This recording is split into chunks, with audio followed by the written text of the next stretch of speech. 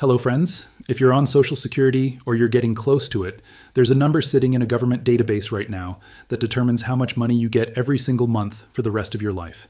And there's a decent chance that number is wrong, not because anyone is trying to cheat you, but because of a clerical error from years ago that nobody ever caught. Today, I'm going to walk you through exactly how to check that number. And while we're at it, I'm going to break down everything that's changing with your Social Security check between now and 2027. Because there's a lot happening right now, and most of it isn't being explained anywhere in plain language. Some of it is good news, some of it comes with a catch you won't see coming until your January check is smaller than you expected, and one part of it is actual money that a lot of you already missed and can still get back. Before we get into it, subscribe to this channel and turn on the bell. The Social Security Administration does not call you when something changes. They don't send you a letter explaining what it means for your specific situation. They quietly update a policy on a government website and move on, and it's on you to find out. That's what this channel does. We track all of this and translate it into plain English before it shows up in your bank account, good or bad. The people who subscribe find out ahead of time. The people who don't find out when the check is already smaller. So subscribe now, and let's get into it. Let's start with the headline number, because this is the one that just changed, and it changed fast. Every January, Social Security applies something called a COLA, the cost of living adjustment based on inflation data from the previous year. In January 2026, that adjustment was 2.8%, which added about $56 to the average monthly retirement check.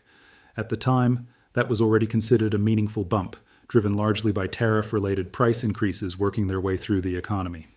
Now here's what just happened. In the middle of May 2026, the Senior Citizens League, which is the nonpartisan group that tracks these numbers every month and has done so for years, raised its forecast for the 2027 COLA from 2.8% to 3.9%. That's more than a full percentage point higher in a single update, and that kind of jump almost never happens. The reason is energy prices. The conflict involving Iran has disrupted oil shipments through the Strait of Hormuz. Oil prices have jumped roughly 50% since late February, and that's pushing inflation across the board, not just at the gas pump. The inflation measure that Social Security uses for its calculation came in at 3.9% in April, the highest reading in 3 years. So what does 3.9% actually look like in dollars? The average monthly retirement benefit right now is a little over $2,000. A 3.9% increase would add somewhere around $80 a month to that average check, which works out to close to $1,000 over the course of a year.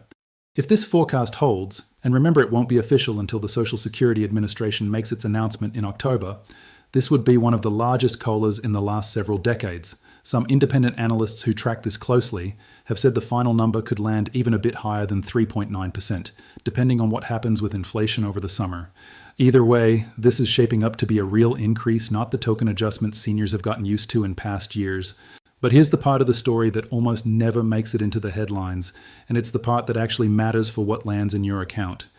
Every single year that Social Security goes up, Medicare Part B premiums tend to go up right alongside it, and that premium gets deducted automatically from your Social Security payment before you ever see the money. Last year is a perfect example of exactly how this plays out. The 2026 COLA added about $56 to the average check. At the same time, the standard Medicare Part B premium jumped from $185 a month to $202.90, an increase of $17.90, which was one of the largest dollar increases in the history of the program. So out of that $56 raise, almost $18 was gone before the deposit even hit your account, just from the Medicare side. That's not a rumor or a guess, that's exactly what happened in January of this year, and a lot of people didn't realize why their increase felt smaller than advertised. Now think about what that means for 2027. If the COLA really does come in around 3.9% and Medicare Part B premiums rise again the way they have in recent years, which is widely expected given how healthcare costs have been trending, a meaningful chunk of that raise is going to get absorbed before it reaches you. The official Medicare Part B number for 2027 won't be announced until November, so we won't know the exact figure for a few more months. But based on the pattern over the last several years, an increase somewhere in that same range, $10, $15, $20 a month, would not be surprising. That doesn't erase the COLA. A 3.9% increase is still a real increase, but if you're budgeting for next year, don't plan around the full headline number. Plan around the number after Medicare takes its bite, because that's the number that actually shows up in your account. Now let's talk about money that some of you have already lost and can still get back, because this one is time sensitive and it involves a tax return you probably already filed last month. Back in July of 2025, Congress passed a law called the One Big Beautiful Bill Act, and tucked inside it was a brand new tax deduction specifically for people 65 and older. Starting with the 2025 tax year and continuing through 2028, anyone 65 or older can claim an additional deduction of up to $6,000 if they're single, or up to $12,000 if they're married and both spouses qualify. This is on top of the standard deduction you already get, and on top of the existing extra deduction for seniors that's been around for years. To get the full amount, your income generally needs to fall under certain limits, roughly $75,000 for single filers and $150,000 for joint filers, with the deduction phasing out gradually above that. Here's why this matters specifically for Social Security. Up to 85% of your Social Security benefit can be counted as taxable income, depending on your total income for the year. Those income thresholds were set back in 1984 and have never been adjusted for inflation, which means a lot more retirees get taxed on their benefits today than the rule was ever originally designed to catch. This new $6,000 deduction can lower your taxable income just enough that some of you will owe little or nothing in federal tax on your Social Security benefit at all. The problem is that the deadline to file your 2025 tax return was April 15th, which was last month, and this deduction is brand new for this tax year. If your tax preparer or your software didn't flag it, or if you filed early before everyone fully understood how it worked, there's a real chance you filed without claiming it. The good news is this is completely fixable. The IRS allows you to file an amended return using Form 1040-X to claim a deduction you missed the first time around. The deduction itself shows up on a form called Schedule 1A. If you pull up your 2025 return and that form isn't there, or the senior deduction line is blank, that's worth a second look. Amended returns do take time to process, often several months, but the refund does come back to you. This is money that's legally yours. It's just a matter of going back and claiming it. Now let's talk about something that affects every single person watching this. Whether you're already collecting benefits or you're still years away, there's been a real and well-documented increase in a specific kind of Social Security fraud over the past year. Here's how it works. Scammers get access to people's personal information, often through data breaches that have nothing to do with Social Security itself, things like names, dates of birth, and Social Security numbers that have leaked from other companies over the years. With that information, they go to the My Social Security website and create an online account in your name before you ever get around to creating one yourself. Once they have control of that account, they can do real damage. They can view your benefit information, and in some cases, they can change the bank account where your monthly payment gets deposited, redirecting your check to themselves. The Social Security Administration itself has been actively warning about this, and their advice is simple and direct. If you create your own account first, nobody else can create one in your name. Setting it up takes about 15 minutes. It's completely free, and you do it at ssa.gov. If you've been putting this off because it seemed unnecessary, the fact that you haven't done it yet is exactly the gap scammers are hoping to find. Separately from that, the SSA has also been warning about a sharp rise in fake emails and text messages that look like official Social Security communications, telling people there's a problem with their account or their statement and that they need to click a link to fix it. Those links lead to fake websites designed to steal your login information. The real Social Security Administration will never text or email you out of the blue asking you to verify your account or click a link to avoid losing benefits. If you get a message like that, don't click anything.